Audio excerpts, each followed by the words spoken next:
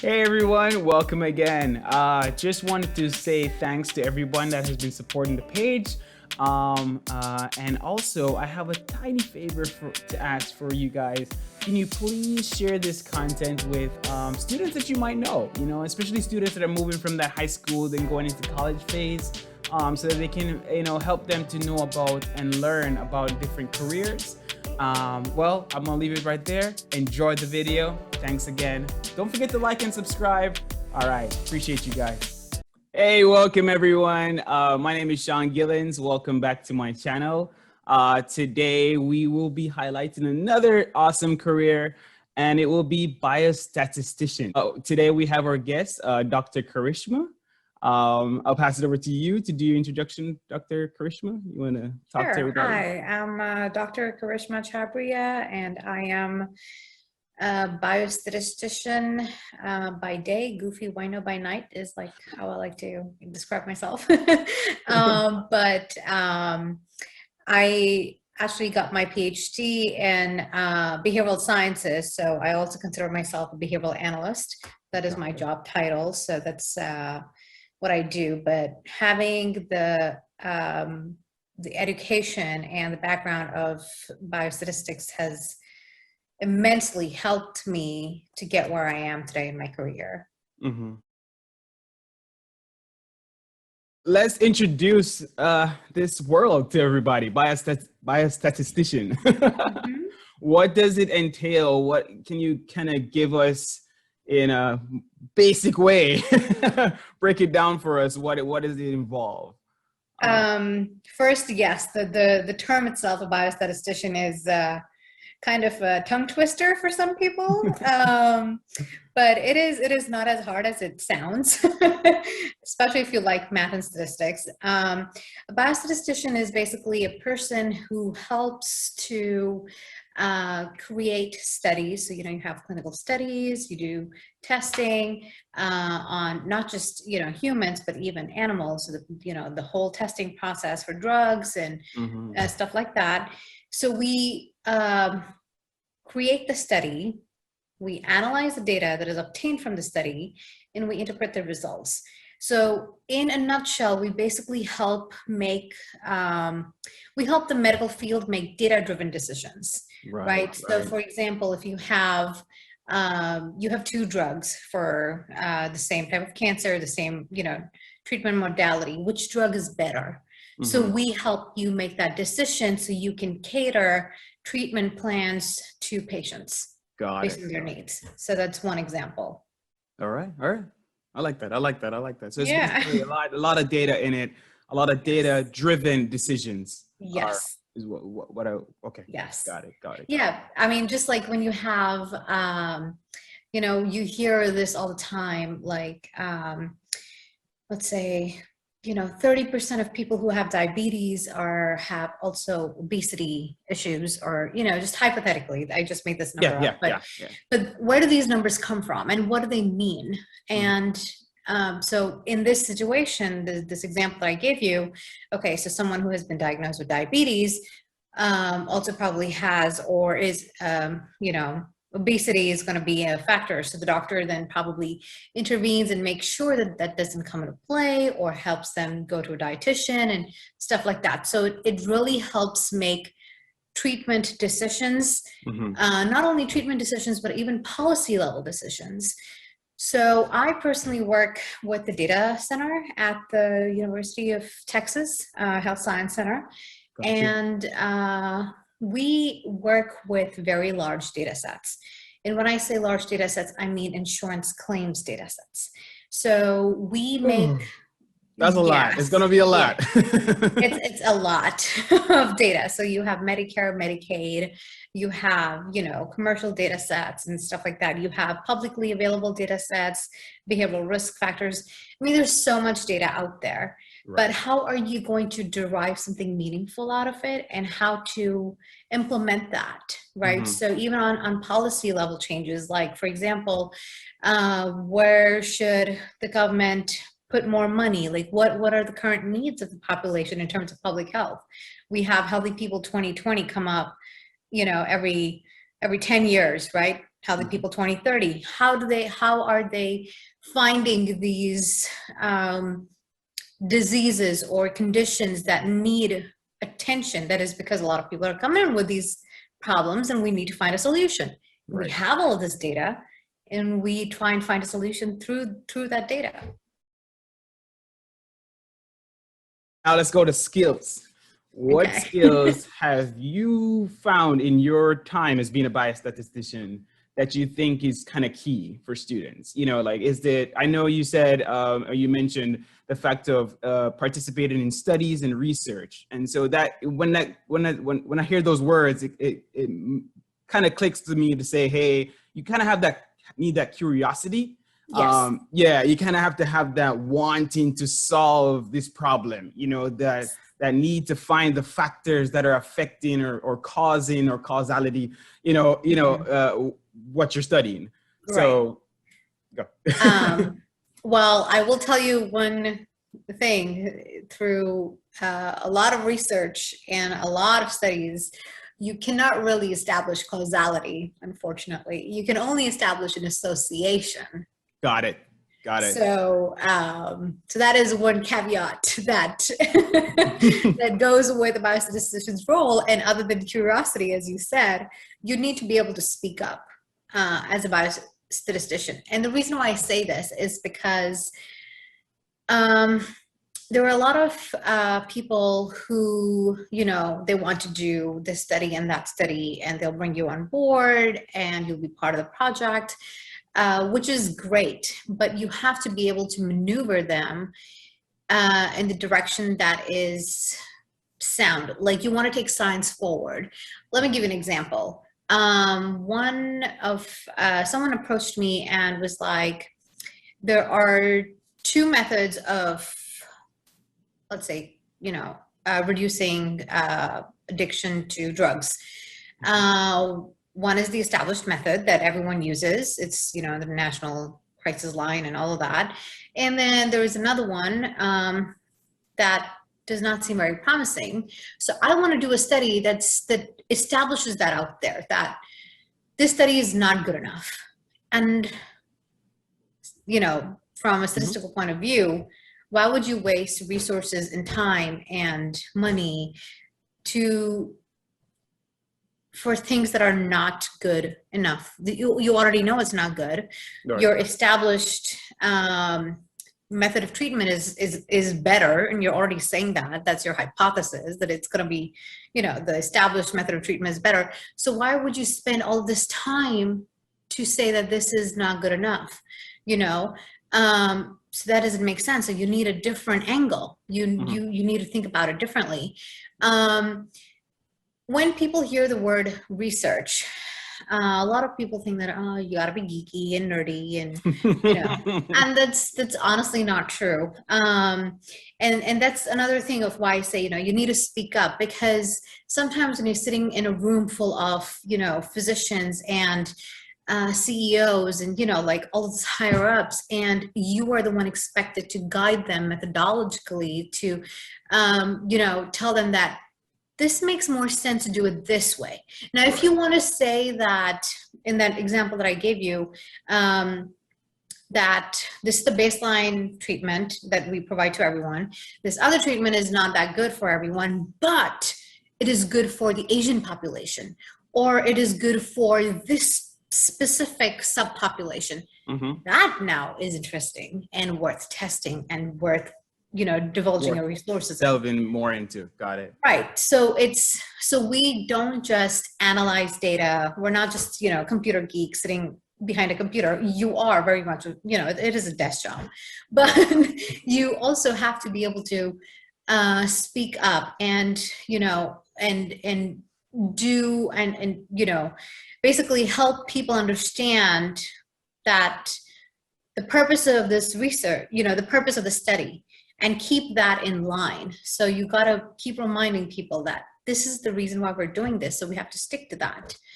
Because a lot of times then halfway through the study, they'd be like, oh, but this is interesting too. Maybe we can test for this too. And, oh, we should look at that too. And it's easy to be interested in anything and everything. And obviously, the more answers we can get, the better. but there are steps to do that, right? So a statistician lays out those steps. That first, you need to have aims of the study. And for the aims, how are you you can't just, poof from the air, just establish your aims. You have to do literature review. You have to study the field. You need to know what is going on. Right. And then when you identify a gap in the field, that is when you say that, oh, maybe we should try and bridge this gap and this gap only. Along the way, you might find more interesting stuff which, it becomes very easy, but you need to have horse blinders on. And it is the biostatistician's role to make sure that the team has those horse blinders on. Gotcha. Now, you can always use that information that you obtained from the study and say that, okay, this seems to be, we found A, B, and C along the way, but we did not really explore it. So future research should explore those areas. Right. So then it becomes kind of like a stepping stone to go and take science forward, right? So that's what we do. And curiosity is again very important. It's kind of like a fine line between, you've established what you want to do, but you also need to be curious enough to find and explore those other avenues that you can take the study to the next step. Like, okay, so this was study 1. And then based off of this study, we did this study and we found this. So taking that forward. And that's how, drugs come into the market. That is how treatments become policies and guidelines. So that's how it happens, but it's a lot of work. No, I can imagine. Yeah. I can imagine. Yeah. But it's helpful, I think, for our audience to even know the fact that it's not just you're working behind the scenes, right? You are very much in the forefront of all decision making for whatever industry you're a part of.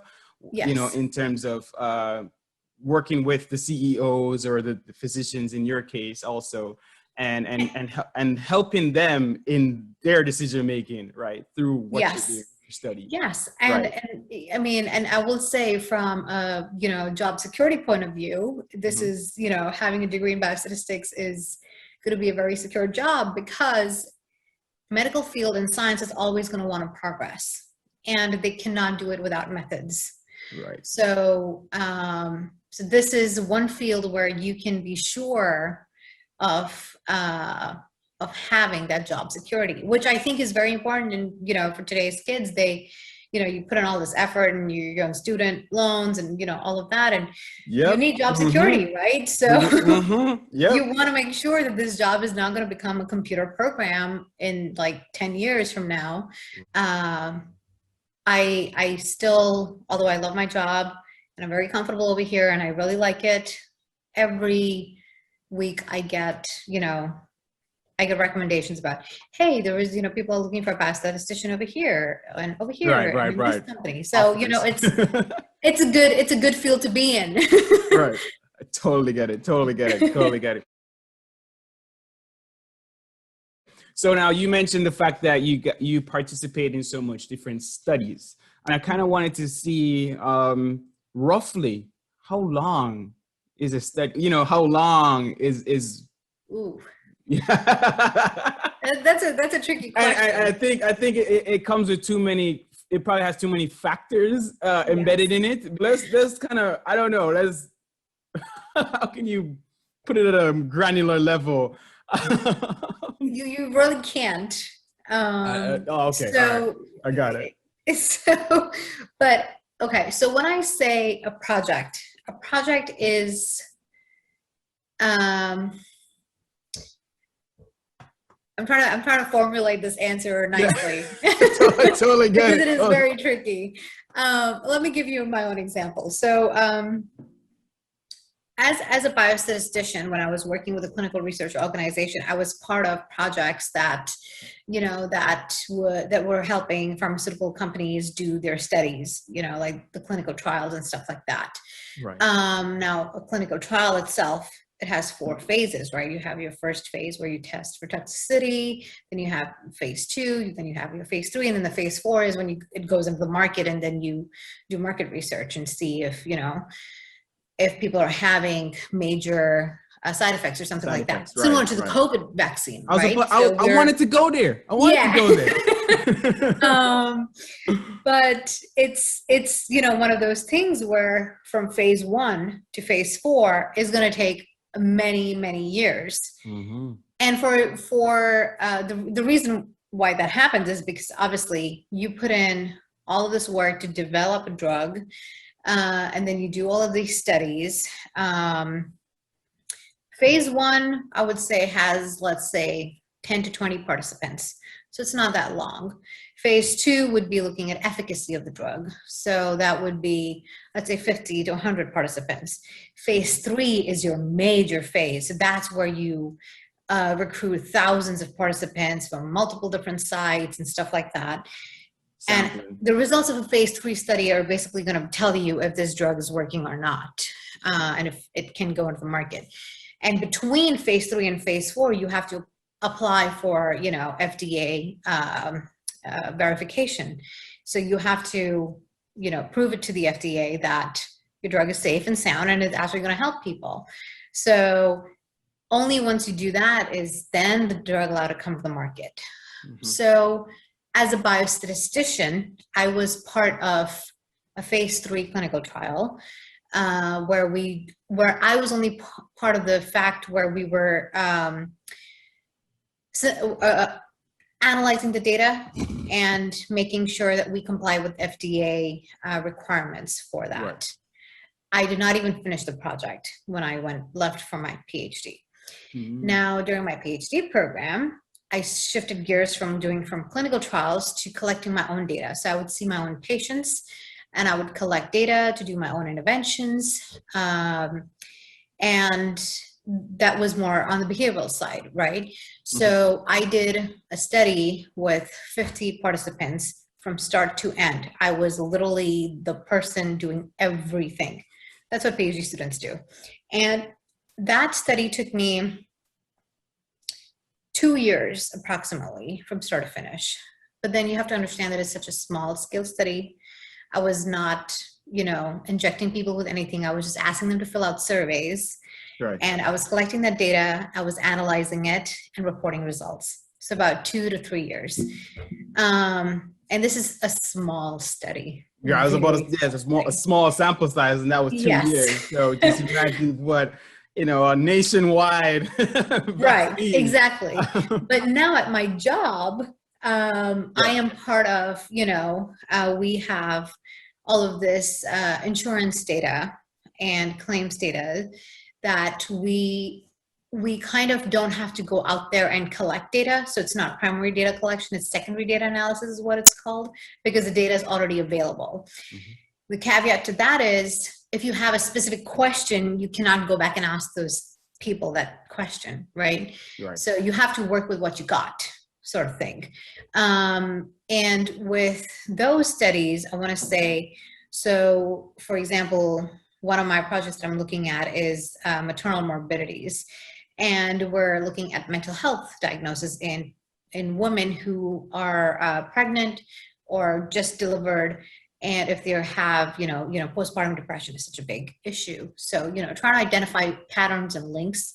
I have been part of that study for a year and a half. And just right now we're coming out with our first manuscript. So in a nutshell, it takes a lot of time. However, you are not expected to do A to Z of everything, right? As a biostatistician, when a company hires you, they're going to want you to be able to do the, formulate the proposal and the methods of one study and analyze a different study, interpret the results of a different study. So you're basically multitasking and you're working with those methods that have been, that are in your brain.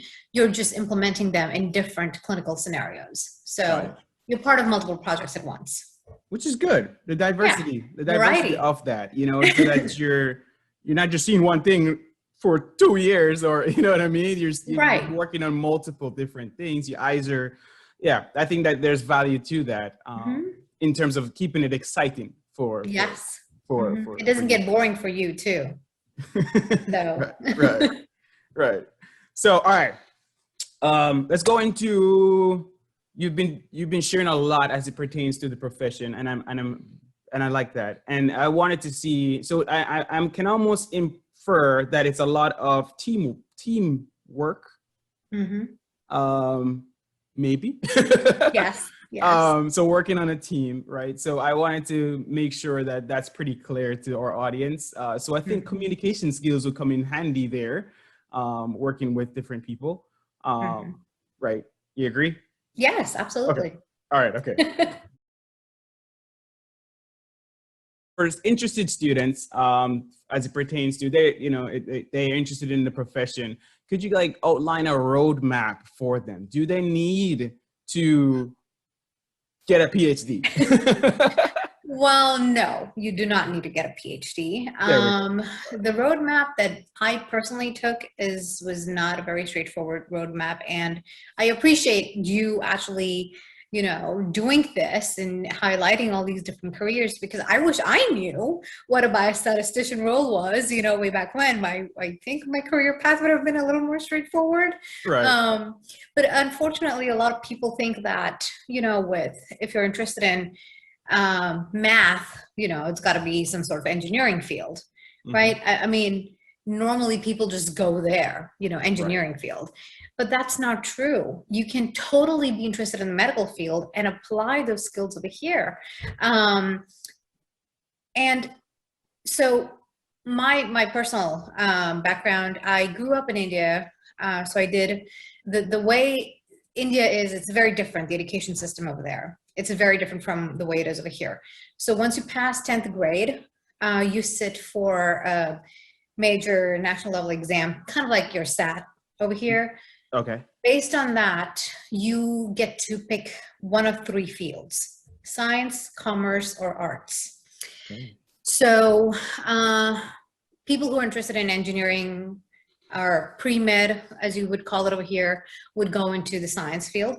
People who are interested in finance, accounting, those sort of areas would go in the commerce field. And then people who are interested in psychology, behavioral sciences, they would go into arts field. Got it. And so I did the science field for 2 years, and then that's like 10th to 12th. And then after you pass that, you sit for another SAT exam. So like another national level exam, which then gives you a score. Depending on that score, then you can decide if you want to be in a medical school, if you want to be a physiotherapist, a pharmacist, like it then branches out. Or if you want to go the engineering route, then, what are your options and stuff like that. Got you. So I did my pharmacy degree after my 12th. I did my bachelor's in pharmacy in India. And at that point itself, I was very interested in research. And so in India, unfortunately, the pharmacy program is not as well reputed as it is over here in America. Okay. So you don't have the options of working in an ER or the ICU, stuff like that we have over here in America. In India, it's mostly creating formulations and dispensing medications. And if you want to be on the research side of it, then you'd work with pharmaceutical companies to, like you'll be in a lab, basically wearing a mask all day, with a machine. And I'm a people's person. Although I enjoyed that, I was like, I don't know if I want to do this for the rest of my life. I totally get you. Right. You're more of a people person. You want to interact with people, not be just behind the scene. I understand. So then at that point in my life, I started thinking about different careers and different pathways. So I looked into public health courses. And again, at that point in India, 10 years ago, we didn't have public health degrees in India. So I started looking in the US, and I looked at public health, and then there were so many options. I mean, epi, policy management, behavioral sciences, there are all of these different fields that you can go into. And I just couldn't make up my mind. And there was biostatistics. So from just reading and researching online, I realized that biostatistics was kind of like one of those areas, like if you take science, after the 10th grade, you can go down and, you can go into commerce and you can go to arts, but you cannot jump from arts or doing 2 years of arts and try to be like, oh, now I want to be pre-med. You can't really do that. So I was like, okay, so biostatistics seems like kind of like an umbrella. Like you can do your degree in biostatistics and then figure out if you were interested in any other concentrations and then, pursue those as your elective courses. And that's what I did. So I did my master's in biostatistics from University of Florida, and I was the only student admitted fall 2011 at the University of Florida. And University of Florida is a huge university. Right. And when I went in there for orientation, I was like, why am I the only student? Is this such a bad field? Wow. Like, that you're special. And I remember, I was kind of shell shocked at that point. So I went and spoke to, my mentor and, career counselor. And I was like, why am I the only student? And she said the same thing. She said, you are special, like stick with it. A lot of people kind of just hear statistics and they get scared that, oh, it's really hard. And they don't go through with it. So trust me, you will be, golden if you do it. And I was like, okay, let's do it. Right. So I did my master's in biostatistics. After that, I worked with a clinical research organization as a biostatistician for about a year. And I was always interested in psychology. And so I went back and got my PhD in behavioral sciences. And the good thing about having my master's in biostatistics was that once you understand methods, right, you can apply it to any field. If I wanted to quit my job today and go work with Mercedes or Audi and help them do market research, I can do that. You just have to find, once you understand the methods, and then you find an area that you're passionate about, just go pursue it and you will be successful. So biostatistics kind of is that core that you need, your prerequisites that you need, that I would say, to be successful in public health, if you're interested in statistics and math. So right. So I think it's right. No, that was excellent. Right. No, I'm just kind of trying to summarize everything, and it's basically, it gave you a good base, if you want to say it like that, to transition. And as you said, you can transfer that knowledge to any avenue or any different industry. Exactly. And what I learned in my master's, like regression modeling and stuff like that, you can apply it in literally any field. You can apply it in finance. You can apply it, as I said, looking at market research for cars. I mean, literally anything that you're interested in or passionate about, you can pursue that. Got it. All right. So let me go into the last part of our segment today, which is, I guess, does computer programming skills, modeling skills come into play here? Yes. I'm pretty sure. Right. Very much so. Right. Now, my background was not a computer science, so I don't really do C++ or Java and stuff like that. But however, we do use statistical programs. The few that come to mind that are very commonly used is SAS, so it's a statistical analytical software. And then you have SPSS, statistical programming for social sciences. Right. Strata R. So these are softwares that are taught to you during your master's program. So it's not something that you have to know ahead of time. The part of the education is that you learn how to use these softwares, right? And with programming, it's one of those things. It's like once you understand the language of any one program. It's easier to manipulate the language for a different program. So if I know how to work SAS, and I'm very proficient in SAS, but let's say this company or this project is using R, because you understand the methods and you understand how the coding works, it's not that hard to shift languages between the different softwares. Right. Because I think it's more of just learning the syntax. It's just a different syntax. Yes. And syntax for our audiences means how it's represented. Or how it's coded in that particular software. So the same statement is just same logic, but different way. The logic is the same, the syntax is not. Right, exactly. So if you understand the logic behind it, and that's the point of getting your master's, if you understand the logic behind it and you're asking the computer to throw out a particular result, now you can say it, from A to B or B to A, either ways, you're going to get the same result. So it depends on how the software likes how they would like you to formulate the syntax, but the logic is the same behind it. Right. There are keywords that are the same. So you have like regression modeling, you have frequencies, you do descriptive statistics. Those words are common. So it's easy to pick out those words and change the language, if you will, for the program. Got you. Right. And so, so that makes me wonder, so any advice you would have for a student as it pertains to, so we've highlighted the idea of my master's, right, in biostatistics. Now, what do they do for their bachelor's? Do they do anything that is like mathematically along that lines? What would your advice be to any student? Whatever you are interested in, whatever you're passionate about.